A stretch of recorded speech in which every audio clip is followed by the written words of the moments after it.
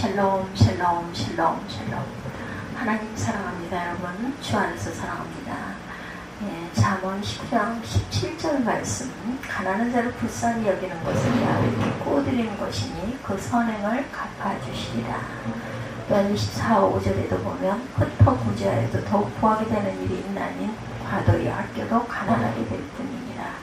25절에 구제를 좋아하는 자는 풍족하여질 것이요 남을 윤택하게 하는 자는 윤택하여지니라. 이렇게 말씀합니다. 좀 꽤 된 드라마 한 편이 생각이 납니다. 중국에까지 아주 많은 히트가 되었던 드라마, 쩐의 전쟁 이런 드라마 이야기입니다.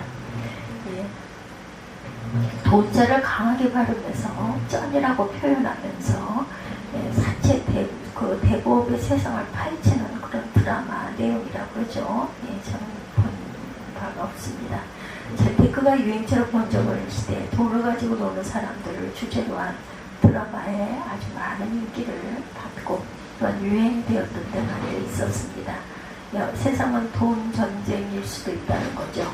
옛날에는 국가 간의 전쟁이 무기 경쟁이었는데 어느 쪽이 더 강력한 무기를 가졌느냐에 따라 전쟁의 상패가 달려 있었죠. 이제는 전쟁의 시대로 바뀌었어요. 어느 나라가 경제력을 더 많이 가지고 있는가에 따라서 세상 주도권이 바뀌는 세상이 되었습니다. 과거에는 미국과 소련의 무기 경쟁으로 세상의 패권이 흘러갔지만 이제는 미국과 중국 또는 미국과 일본, 미국과 EU의 경제 대결로 세계 우위가 결정되는 시대로 흘러가고 있죠.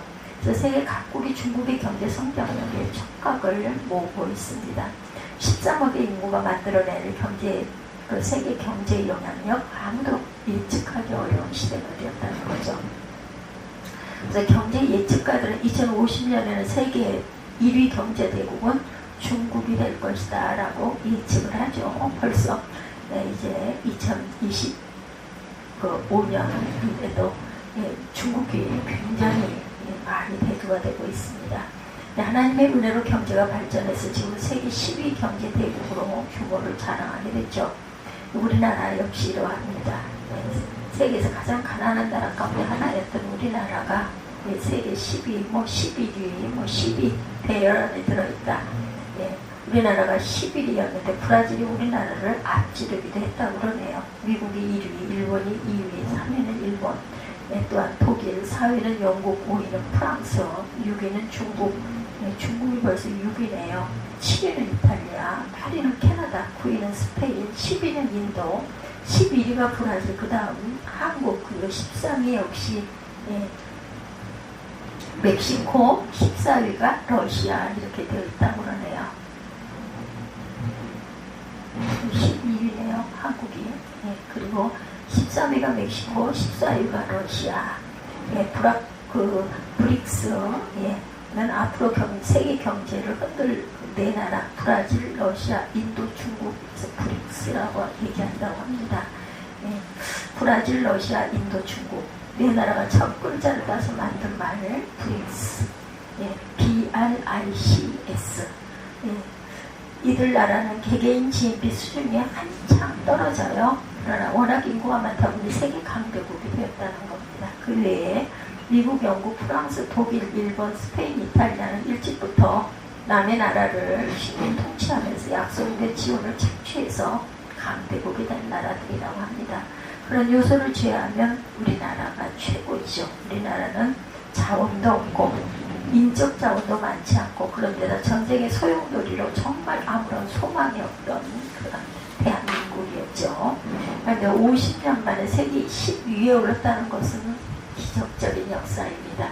이 모든 것이 세계 선교의 사명을 맡은 우리나라를 도우신 하나님의 특별한 은혜입니다. 이런 엄청난 경제 성장에 비해서 참으로 안타까운 게 있어요.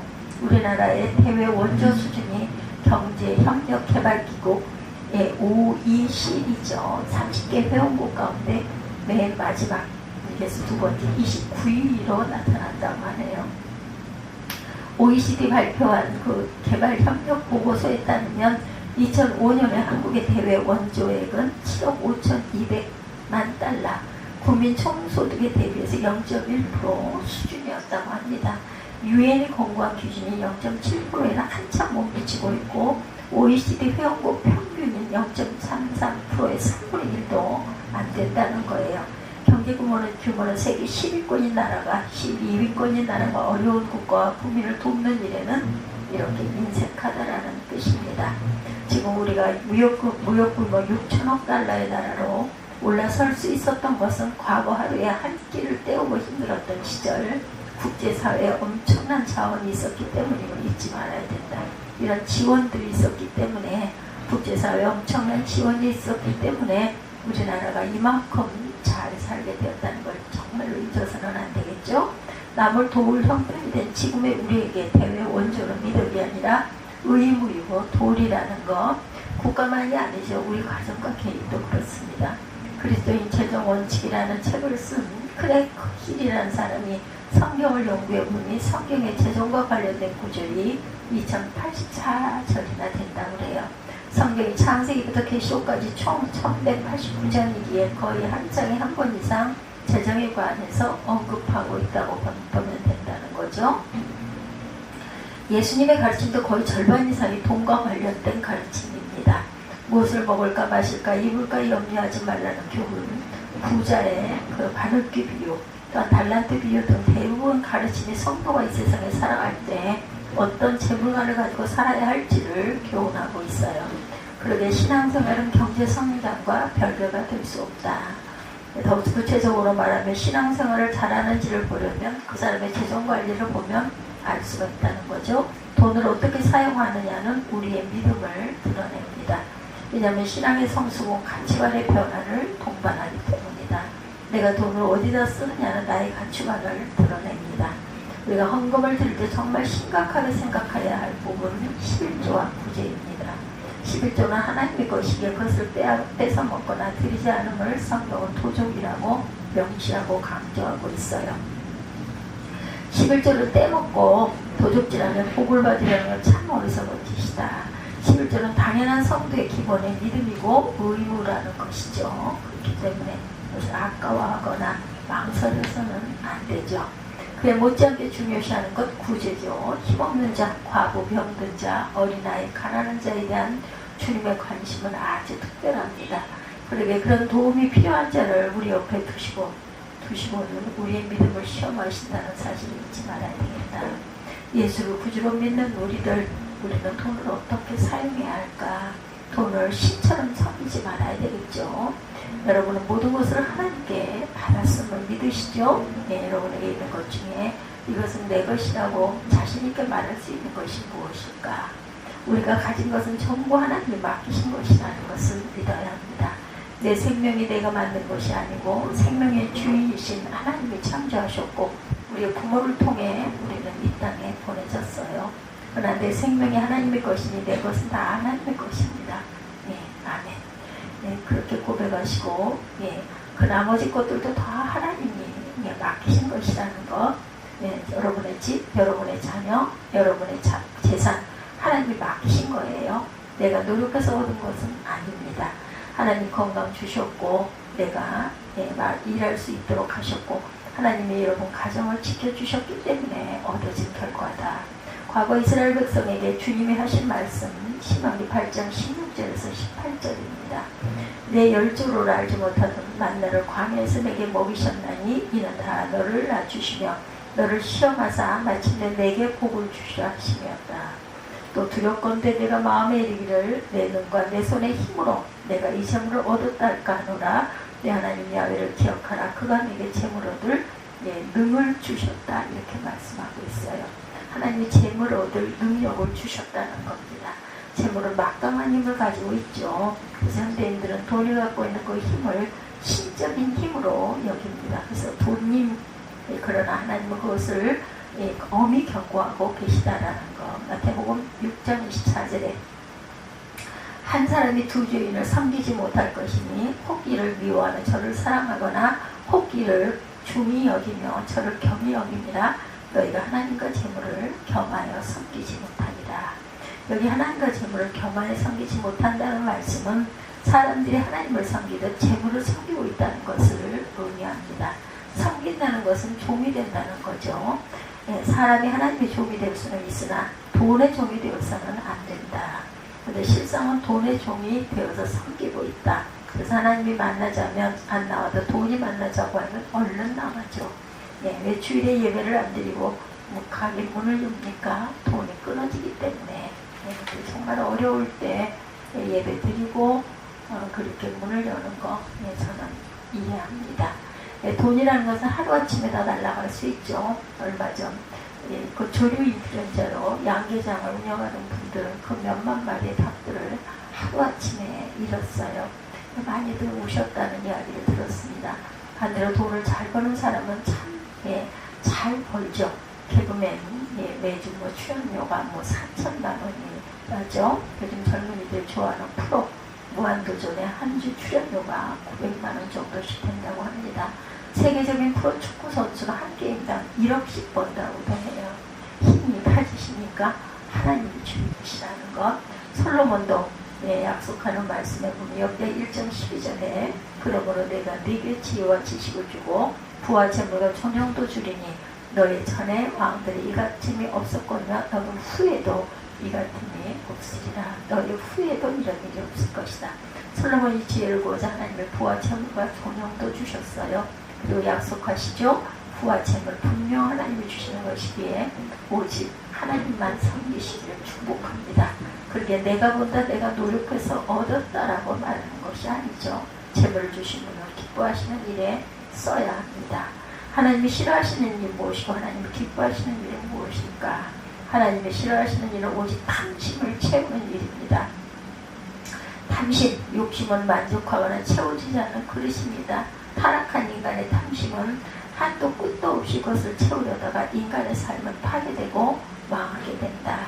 그래서 욕심이 잉태한 즉 죄를 낳고 죄가 장성하는 사망을 낳는다고 말씀하시죠. 그러니까 하나님이 귀하게 여기는 그 일이 여러분에게 귀하게 여겨지기를 축복합니다. 그것이 가치 공유예요. 하나님의 가치가 내 가치가 된다는 것은 복을 누리는 지름길입니다. 하나님이 기뻐하시는 일이 뭘까? 첫째 영혼 구원이죠. 왜 그 일이 그토록 소중할까? 한 영혼이 천하보다 귀하기 때문이다. 그러기에 당신의 아들을 십자가에 내어 주시기까지 하셨어요. 그죠? 세상에 이보다 더 귀한 일은 없습니다. 사람의 영혼이 실존함을 믿으십니까? 그리고 그 영혼이 영생함을 또한 믿으십니까? 천국과 지옥의 실존을 믿는다면, 그것이 영원함을 믿는다면 영원 구원처럼 소중한 일은 세상에 없다. 그래서 선교가 귀한 일입니다. 교회가 중요하죠. 그래서 주님이 그 일을 위해서 그 무겁고 고통스러운 십자가를 지신 겁니다. 여러분이 믿지 않는 사람에게 예수 복음을 전하는 것, 여러분의 가정이 복음으로 구원을 받는 것, 그리고 여러분의 주변이 예수님의 복음을 듣고 구원을 얻는 것은 우리 주님이 정말 소중히 여기고 기뻐하시는 중요한 일이라는 것을 잊지 마십시다. 그러기에 여러분의 정성과 돈을 아끼지 말자.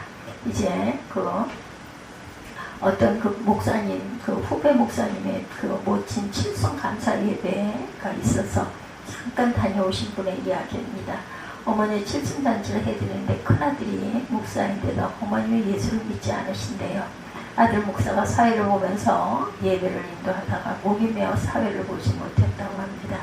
칠순이 되셨으나 구원을 받지 못한 어머니를 위해 감사 예배를 드리는데 그 심정이 얼마나 가슴이 아프셨을까요? 그래서 예수를 믿으시라고 복음을 한 번이라도 들으시라고 엄청난 돈을 들여 잔치를 준비해서 예배를 드린 거라죠.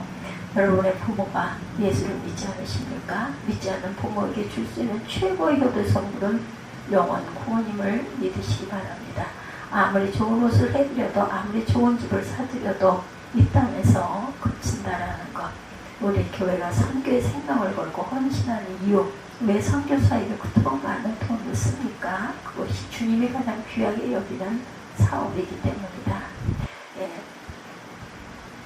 수십억의 인구를 구원하는 사역의 기초를 놓는 일이 또한 신학교 사역이기도 합니다. 그 일이 여러분의 상급이 될 것이고 우리의 기쁨이 될 것이죠. 또 하나는 교회를 세우는 일입니다. 교회는 주님의 몸이죠. 그 교회를 통해 하나님은 당신의 뜻을 이루어 가시죠. 그러게 교회를 세우고 교회를 성장시키는 일은 주님의 최고의 관심사라는 것. 우리나라 어떤 사업가는 자기 평생의 교회를 500개 세우는 것이 꿈이랍니다. 그래서 돈만 벌면 여기저기 예배당 세우는 일에 생명을 걸고 있다고 그래요. 어떤 경매 4번 유찰이 되어서 반액 이상으로 이하로 떨어졌을 때 기도하고 있다고 그러죠. 내 손에는 돈이 없으니 기도하고 두드리고 계시다고 합니다. 일평생 여러분의 이름으로 교회를 한번 세워봐야 하지 않겠는가. 교회를 단순히 보지 말고 주님의 몸된 성전이라는 것, 주님의 핏값이라는 것을 잊지 마십시다. 또한 나누는 삶을 사는 것. 하나님 우리가 홀로 복받고 홀로 살라고 복을 주신 것이 아니고 우리에게 나누는 삶을 원하신다. 그래서 예수님도 이 땅에서 사역하실 때 철저하게 나누는 삶을 시켰어요. 그의 살과 피까지 아낌없이 주셨습니다. 그러기에 하나님이 제일 기뻐하는 일은 드림과 나눕니다. 여기에 시간도 물질도 마음도 쏟으시기 바랍니다. 마리아 옥합을 깨뜨린 사건에 여러분 무슨 생각을 하셨습니까? 왜 예수님이 그 옥합을 아끼지 않고 받으셨을까? 주님은 그 옥합이 발 씻기는 용도로 쓰기에 아깝다고 절대 생각하지 않으셨죠? 주님도 아깝다고 생각은 안 하셨을 것이라는 것. 그러나 주님은 그의 마음을 받으신 거죠. 그리고 가룟 유다 마리아를 야단칠 때 가만둬라. 저가 네게 좋은 일을 하였다라고 말합니다. 그 드림이 귀했기 때문입니다. 마태복음 25장의 양과 염소의 비유에도 베풀고 나누고 돕고 먹이고 했던 사람들에게 칭찬하실 때 그것이 곧 내가 한 것이라고 칭찬하셨어요. 자신을 기쁘게 하는 일이 아니라 하나님을 기쁘게 해드리는 일에 여러분의 돈을 아끼지 마시기 바랍니다. 세 번째, 하나님께 구워드리는 복을 받으시기 바래요. 오늘 17절이죠. 가난한 자를 불쌍히 여기는 것이 야곱께 구워드리는 것이니 그 선행을 갚아주시리라 이렇게 말씀하세요. 가난한 자를 어떤 시각으로 여러분들은 보십니까? 왜 사람이 가난할까요? 남들은 다 열심히 부지런히 살아서 부여를 누리는데 왜 그 사람은 가난할까? 첫째는 제도적인 문제일 수 있습니다. 자본주의 경제 체계가 경쟁 체제 자체입니다. 그래서 약속강식이 적용되고 무한 경쟁이 존재합니다. 잠깐 한눈 팔면 한순간에 날아간다. 사업을 하다가 잠깐 판단을 잘못하면 다 날아갑니다. 그래서 자본주의 경쟁 사회에서 밀려나는 사람이 있어요. 그러면 가난해지죠. 그러게 가난한 자는 국가가 감당해야 할 몫이고 부한 자는 넉넉한 자의 몫이라는 것, 그것이 행복한 공동체의 모습입니다. 둘째는 능력의 문제입니다. 일부 가난한 자는 선천적으로 능력 없이 태어납니다. 육체적 장애를 갖고 태어난다든지 정신적인 연약함이 있어서 가난한 경우, 자신의 생계를 자신이 해결할 수 없는 무능력의 사람들이 많습니다. 그렇다면 그들을 무시하고 없이 여겨서는 안 되겠죠. 잠언 14장 31절에 가난한 사람을 학대하는 자는 그를 지으신 이를 멸시하는 자요, 궁핍한 사람을 불쌍히 여기는 자는 주를 존경하는 자니라. 무능력한 자의 가난, 그것은 그 사람 탓이 아니죠. 그것 또한 공동체가 끌어안아야 합니다. 능력이 없다고 죽으라고 할 수는 없죠. 오히려 그런 사람일수록 보호하고 도와주어야 한다. 우리 주님이 그러셨어요. 건강한 자보다 약한 자, 병든 자, 힘없는 자를 더 귀하게 대하시고 그들의 문제를 해결하십니다. 셋째, 게으름과 허랑방탕한 낭비, 조심해야 되죠. 이런 사람은 아무 대책이 없어요. 그냥 그렇게 살게 합니다. 마지막으로는 하나님의 복 주시는 기회의 문제죠. 가난은 사라져야 하지만 가난한 자는 사라지지 않습니다. 그렇다면 왜 하나님은 그들을 우리 곁에 주셨을까? 하나님 우리 복을 누리라고 가난한 자를 우리 주변에 보내주셨어요. 그러게 가난한 자는 귀찮은 존재가 아니고 쓸모없는 존재가 아니다. 그것은 우리에게 복을 누리라고 주신 하나님의 축복의 통로입니다. 가난한 자를 불쌍히 여기는 것은 야훼께 구워드리는 것이니 그 선행을 갚아주시리라. 가난한 자를 돕고 그를 불쌍히 여기는 것은 하나님께 구워드리는 것이다. 우리가 어떻게 하나님께 구워드릴 수 있겠어요? 만물이 다 하나님의 것이고 내 것이 다 하나님의 것인데 어떻게 하나님께 구워드릴 수 있단 말일까? 근데 하나님은 그렇게 여기시겠다는 거예요. 하나님께 구워준다, 하나님께 갚겠다는 거죠. 나는 가난한 사람 도와줘서 좋고 하나님이 갚아주셔서 좋고 좋은 거죠. 예, 그냥 갚겠습니까? 30배, 60배, 100배로 갚으실 것이죠. 여러분이 구제헌금 얼마나 하셨는지 모르지만 헌금의 30배는 얼마고 또한 60배는 얼마일까? 또 100배를 갚아주신다면 얼마일까? 믿고 그렇게 많은 것들을 나누고 살아가시는 저와 여러분 되시기 바랍니다. 잠언 11장 24절에 흩어 부자에도 더욱 부하게 되는 일이 있나니 과도히 아껴서 가난하게 될 뿐입니다. 부재를 좋아하는 자는 풍족하여질 것이요 남을 윤택하게 하는 자도 윤택하여지리라. 흩어서 부자 되게 하십시다. 구제를 좋아하면 더 풍족하게 하시고 윤택하게 하신다고 해요. 이것이 하나님의 경제 원리입니다. 꼭꼭 숨겨두고 저축하고 안 먹고 안 쓰다가 써보지는 못하고 돌아가지 마시고 아무리 재벌이라도 아무리 백만장자라도 내가 못 쓰면 내 것이 아닙니다. 신명기 15장 10절에서 11절에 너는 반드시 그에게 구제할 것이요 구제할 때는 아끼는 마음을 품지 말 것이나 이로 인하여 내 하나님 여호와께서 내 범사와 내 손으로 아는 바에 내게 복을 주시리라. 땅에는 언제든지 가난한 자가 거치지 아니하겠으므로 내가 네게 명하여 이르노니 너는 반드시 내 곁에 내 형제의 곤란한 자 궁핍한 자에게 내 손을 펼치니라. 어떤 목사님의 가정을 생각하면 가슴이 답답합니다. 하나님이 그토록 신실하고 헌신적인 종을 왜 그리 빨리 데려가셨는지 이런 분들이 많죠. 더욱 가슴 아픈 것은 사모님과 그 자녀들 섬에서 목회했고 선교사라고 고생했고 부목사로 개척교회 목사로 고생만 하다가 돌아가셨어요. 정말 마음이 아프죠. 그렇기 때문에 우리가 항상 기회를 놓치지 말아야 되겠다. 한번 부여하고 살아보지도 못하고 능력해서 한번 마음껏 입고 써보지도 못하시고 근데 더 어렵게 되셔서 사모님의 세상 경험이나 기술이 아무것도 없으시다고 해요. 가진 재산도 없습니다. 물어봤더니 장녀 때 들어온 조의금이 유일한 재산이라고 합니다. 그래서 이 구제사역에 동참기로 하셨다고 그러죠. 우리가 해야 할 일, 여러분이 하나님의 복을 누릴 기회다 이렇게 믿습니다. 여러분의 작은 헌신이 한 가정을 살리고 천국 일꾼을 양성하게 될 것이라는 것, 하나님 그 헌금을 구워주는 것으로 받으신다 말씀하셨으니 내가 가난한 사람, 가슴 아픈 사람, 돌아간 분 사모를 돕는 것도 하나님께 구워드리는 것이라는 것을 잊지 않는 저와 여러분이 되시기를 주님의 이름으로 축복합니다. 기도하시겠습니다.